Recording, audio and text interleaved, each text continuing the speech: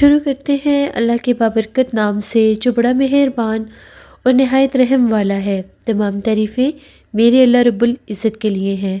السلام علیکم لسنرز، میں ہوں آپ لوگوں کی host Nausheen. Welcome to my channel خوفناک کہانی آفیشیل۔ میں امید کرتی ہوں آپ سب لوگ خیریت سے ہوں گے، جہاں ہوں گے خوش ہوں گے۔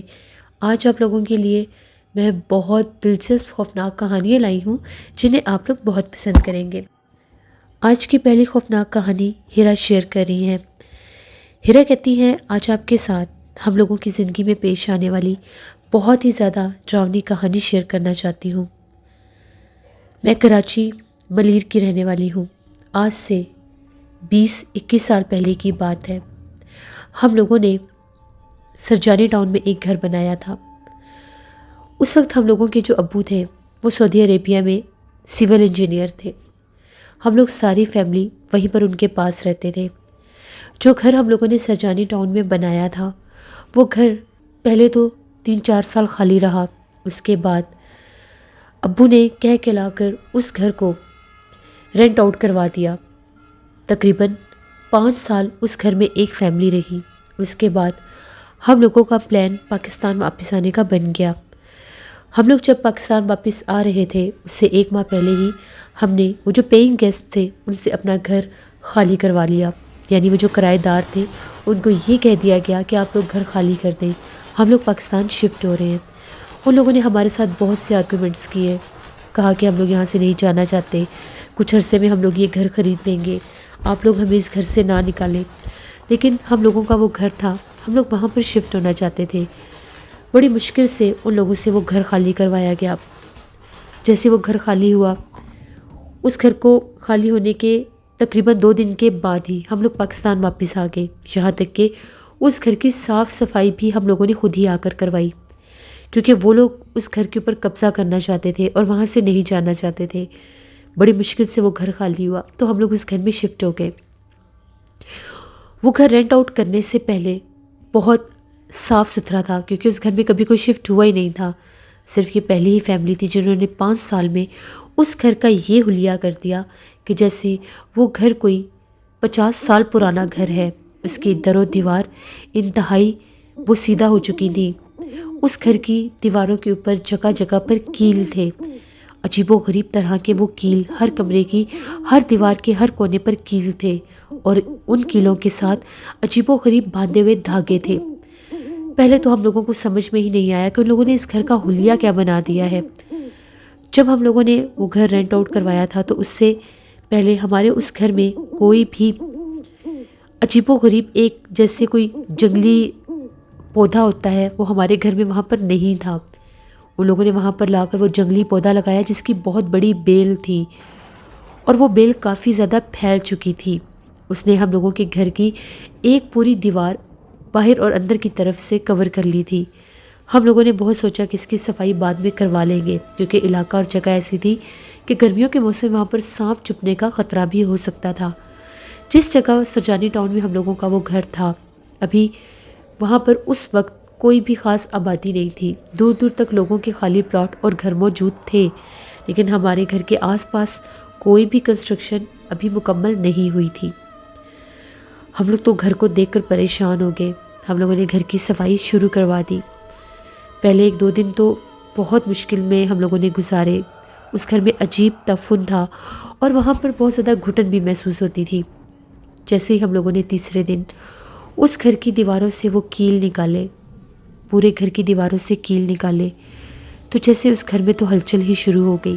ابھی ایک کمرے سے کیل نکال کر دوسرے کمرے میں گئے تو پہلے کمرے سے یوں آوازیں آنے لگیں جیسے وہاں پر ہمارے علاوہ بھی کوئی موجود ہے۔ ایسی سرگوشیاں جو ہم لوگوں کے گھر والوں کی نہیں تھیں۔ ہم لوگ سارے ایک ہی کمرے میں تھے اور کام کاج کر رہے تھے۔ پھر ہمیں یہ وہم ہوا کہ گھر ابھی جیسے کمرے خالی ہیں، وائٹ واش کروانا تھا، تو اس لیے میں بھی ہم لوگوں کی آوازیں گونج رہی ہوں گی تو ہماری ہی سرگوشیاں ہوں گی۔ کیل اتارنے کے بعد ابھی پہلی رات تھی، اس گھر میں اگلے دن وائٹ واش ہونے تھے، پورے گھر میں سفیدیاں ہونی تھیں، پینٹس ہونے تھے۔ ہم لوگ ایک کمرے میں سو رہے تھے، گرمی کا موسم تھا۔ ہم لوگوں نے ابھی وہاں پر اپنا فرنیچر نہیں منگوایا تھا کیونکہ گھر کی حالت بہت خستہ تھی۔ تو وقتی طور پر ہم لوگوں نے فلور سیٹنگ کر لی، ایک کمرہ صاف کر کے وہاں پر زمین پر ہی میٹرس بچھائے، کھڑکیاں دروازے کھلے ہوئے تھے۔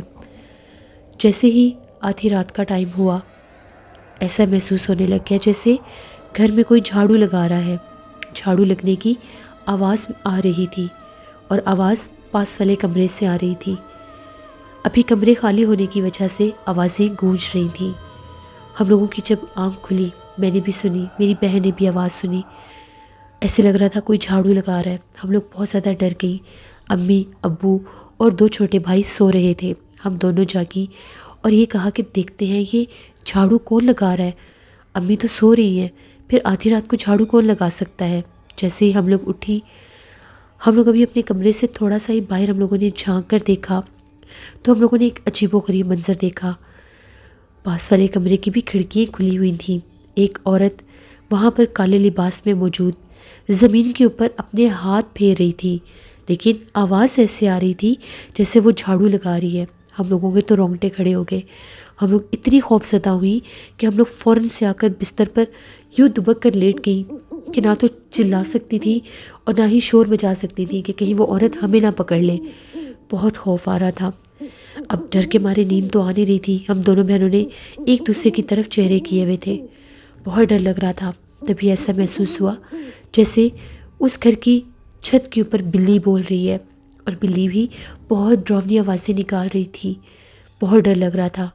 ایک دم سے ہم لوگوں کی نظر دروازے کی طرف گئی تو ہم لوگوں نے دیکھا، ہم لوگوں کے دروازے کے اندر جھانک کر کوئی عورت دیکھ رہی تھی۔ وہ بہت زیادہ بھیانک تھی۔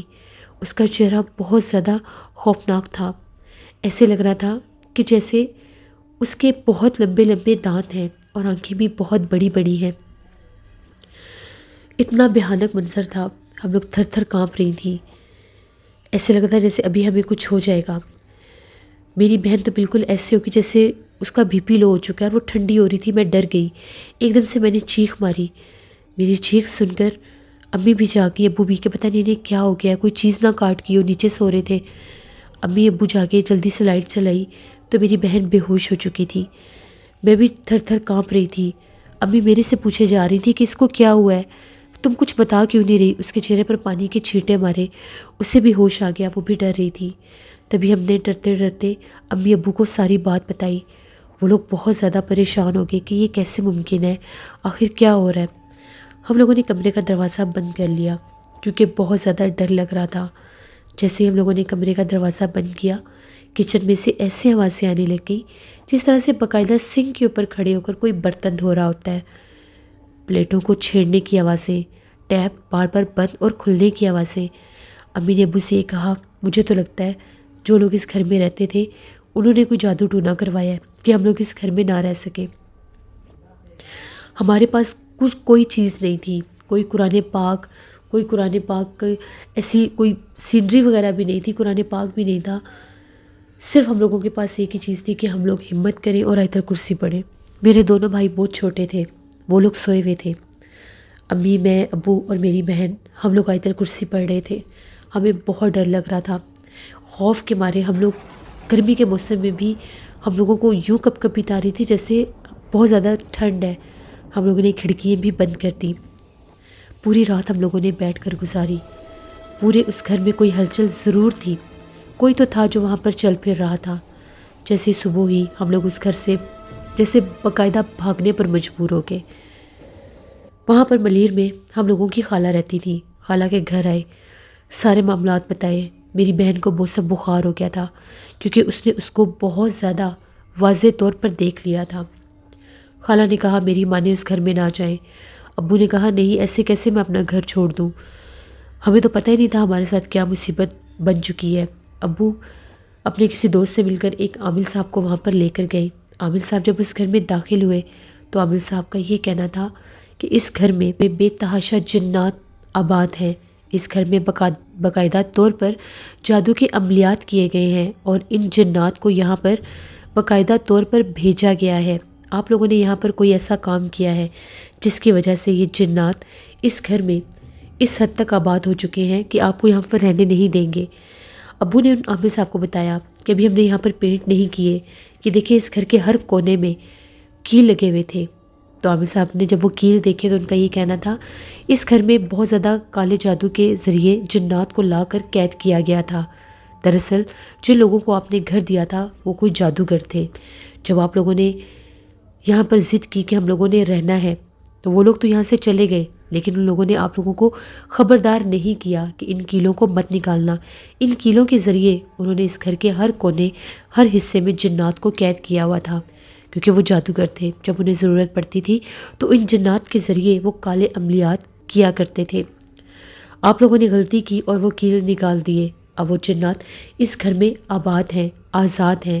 یہاں پر ابھی بھی بے تحاشا جنات موجود ہیں۔ ابھی وہ لوگ یہ باتیں کر ہی رہے تھے، ابو کہتے ہیں ہمیں باقاعدہ ایسی آواز آئی جس طرح سے کوئی چیختا ہے، اور وہ چیخ کسی عورت کی تھی۔ ہم لوگ بہت زیادہ ڈر گئے۔ عامر صاحب کا یہ کہنا تھا کہ یہ جو بیل لگائی گئی ہے اس بیل کی جڑ میں بھی جنات قید ہیں۔ اس بیل کو جب بھی آپ نکالیں گے تو اس کے اوپر بھی جنات حاوی ہو جائیں گے۔ اس بیل کی درخت کے اوپر ایک آفت کا بسیرا ہے، اور وہ آفت آپ کے پورے گھر میں چلتی پھرتی ہے۔ وہ ایک عورت ہے، ایک ایسی بھٹکتی آفت ہے، ایک ایسی بھٹکتی آتما ہے جس کو اس جادوگر نے اپنے کسی خاص عمل کے لیے قید کیا تھا، لیکن یہ کیل نکالنے کے بعد وہ سب مخلوقات آزاد ہو چکے ہیں۔ اب آپ لوگ اس گھر میں رہنے کا تصور بھی مت کریں۔ اس گھر میں اس حد تک تعداد میں جنات ہیں کہ ان کو وہاں سے نکالنا مشکل ہی نہیں ناممکن بھی ہے۔ اس گھر کو بے شک بند کر کے چلے جائیں۔ یہ گھر اب جنات کا گھر ہے، اور اس گھر کو دوسرے لفظوں میں موت کا گھر بھی کہہ سکتے ہیں۔ اگر آپ لوگ اس گھر میں ضد کر کے آباد ہونے کی کوشش کریں گے تو یہ جنات چن چن کے آپ لوگوں کو مار دیں گے۔ اتنا کچھ سننے کے بعد ابو نے کہا کہ نہیں، ہم لوگ اس گھر میں آنے کی کبھی بھی غلطی نہیں کریں گے۔ ابو نے ساری باتیں آ کر ہمیں بتا دیں۔ ہم لوگ تو اس چیز کو دیکھ چکے تھے۔ اس کے بعد ہم لوگوں نے وقتی طور پر تو خالہ کے گھر میں اسٹے کیا، پھر ہم لوگوں نے ایک گھر رینٹ پر لے لیا ملیر میں۔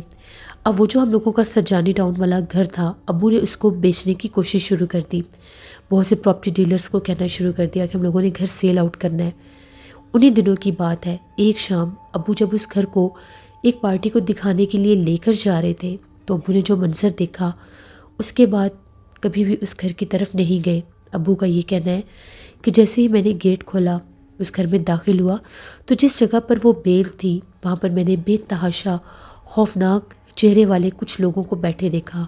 وہ سر سے گنجے تھے، وجود ان کے ایسے تھے جیسے کسی پرندے کے ہوتے ہیں، جیسے کوئی گدھ ہوتا ہے، اور اس کے اوپر ان کے بڑے بڑے سر تھے۔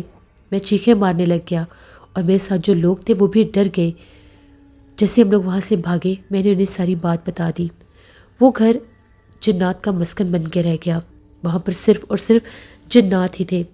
20 سال ہو گئے اس بات کو، ہم لوگ اس گھر کی طرف کبھی بھی نہیں گئے۔ نہ تو وہ گھر بکا، اور نہ ہی اس گھر میں دوبارہ کسی نے جانے کی غلطی کی۔ وہ گھر اب ٹوٹی پھوٹی دیواروں کا ایک کھنڈر بن کے رہ چکا ہے، وہاں پر کوئی بھی نہیں جاتا۔ یہاں تک کہ ابو نے اکثر یہ باتیں بھی سنی ہیں کہ وہاں کے آس پاس والے بھی جو پلاٹ ہیں وہ بھی خالی ہیں، وہ بھی گھر نہیں تعمیر ہو سکتے۔ وہاں پر جنات پورے علاقے میں پھیلے ہوئے ہیں، اور وہ علاقہ ایسا سنسان، ایسا ویران ہے کہ جو بھی وہاں پر گھر بنانے کی کوشش کرتے ہیں یا تو ان کا کوئی نقصان ہو جاتا ہے، اور یا چاہ کر بھی وہ گھر تعمیر نہیں کر پاتے۔ ان کے گھر بھی بنے بنائے خالی پڑے ہیں، کچھ کے تو کنسٹرکشنز کمپلیٹ ہیں، اور کچھ ایسے ہیں جن کی تعمیر پوری ہی نہیں ہو سکتی، کیونکہ وہاں پر کام کرنے والے افرادوں کا بھی یہی کہنا ہے کہ یہاں پر ہمیں خوفناک چیخیں سنائی دیتی ہیں۔ اس کے علاوہ ہم لوگ یہاں پر ایک عورت کو دیکھتے ہیں، اس عورت کے ہاتھ میں جس طرح سے کوئی کینڈل پکڑی ہوتی ہے، اس کی سفید آنکھیں ہیں، وہ بہت زیادہ بھیانک ہے، اور وہ اسی گھر میں جاتی ہے جو گھر کبھی ہمارا تھا۔ ہم لوگوں سے ان لوگوں نے اس طرح سے بدلہ لیا، ہم لوگوں کو ان لوگوں نے نہیں بتایا کہ وہاں پر وہ کیا کیا عملیات کرتے تھے اور کس حد تک انہوں نے وہاں پر جنات کو قید کیا ہوا تھا۔ دراصل وہ یہ سمجھتے تھے کہ شاید ہم لوگ کبھی پاکستان آئیں گے ہی نہیں، اور ہمیشہ کے لیے وہ لوگ اس گھر میں رہ کر یہی کام کرتے رہیں گے۔ یہ ہم لوگوں کی زندگی کی ایک کہانی تھی جسے ہم لوگ کبھی بھی فراموش نہیں کر سکتے۔ وہ رات آج بھی جب یاد آتی ہے تو ہمارے رونگٹے کھڑے ہو جاتے ہیں۔ بہت زیادہ بھیانک منظر تھا اس عورت کا جھانک کر دیکھنا، اور زمین کے اوپر اپنے ہاتھوں کو اس طرح سے پھیرنا جیسے وہ جھاڑو لگا رہی ہے۔ پھر وہ خوفناک چیخیں اور ابو کے بتائے ہوئے وہ خوفناک منظر جو انہوں نے اس عجیب و غریب بیل والے درخت کے پاس بیٹھی ہوئی مخلوقات کو دیکھا۔ یہ سب ہم لوگوں کی زندگی کی حقیقی کہانی ہے جو میں نے آپ کے ساتھ شیئر کی۔ بہت شکریہ ہیرا آپ کا۔ جیسے یہ تھی آج کی خوفناک کہانی، میں امید کرتی ہوں آپ لوگوں کو پسند آئی ہوگی۔ آپ لوگ بھی اپنی خوفناک کہانیاں شیئر کر سکتے ہیں ڈسکرپشن باکس میں دیے گئے ای میل آئی ڈی nusheermir57@gmail.com پر۔ اس کے علاوہ آپ لوگ مجھے کمنٹ باکس میں بھی سٹوری شیئر کر سکتے ہیں۔ میرے بہت سے لسنرز ہیں مجھے کمنٹس کر کے کہہ رہے ہیں کہ آپ نے ہماری سٹوری شیئر نہیں کی۔ مجھے آپ لوگوں کی سٹوری جب تک ریسیو نہیں ہوگی میں اسے کیسے شیئر کر سکتی ہوں؟ ایک میرے لسنر ہیں، انہوں نے 2 پارٹس میں اپنی ایک سٹوری کمنٹ باکس میں شیئر کی ہے، لیکن وہ ہاف سٹوری ہے، اس کا کوئی اینڈ ہی نہیں ہے، تو ہاف سٹوری میں کیسے شیئر کروں؟ ایک لسنر ہے میری، وہ بار بار کہہ رہی ہیں آپ نے سٹوری شیئر نہیں کی، تو پلیز آپ لوگ جو بھی سٹوری شیئر کرتے ہیں اس کو 2 سے 3 بار شیئر کر دیا کریں، سیم کمنٹ میں 2 سے 3 بار شیئر کر دیا کریں، تو جیسے نوٹیفیکیشن ریسیو ہوتا ہے میں آپ لوگوں کی سٹوری ضرور آن ایئر کرتی ہوں۔ ہارر سٹوریز آفیشیل پر میں نے بہت ہارر سٹوری آن ایئر کی ہے، اس کو ضرور وزٹ کریے گا۔ گھوسٹ ٹاؤن کی ایک ایسے کپل کی سٹوری جن کو بھوتوں کی بلی چڑھایا گیا، ضرور ان کو وزٹ کریے گا، آپ لوگوں کو پسند آئے گی۔ نیلم وائس آفیشیل میری سسٹر کا چینل ہے، ان کو بھی جا کر سبسکرائب کریں اینڈ سپورٹ کریں، اور اس مبارک مہینے میں جب بھی آپ لوگ اپنے لیے دعائیں مانگتے ہیں اپنی ان ڈھیروں دعاؤں میں مجھے میری فیملی کو ضرور یاد رکھیے گا۔ Thank you for watching, stay blessed, اللہ نگہبان۔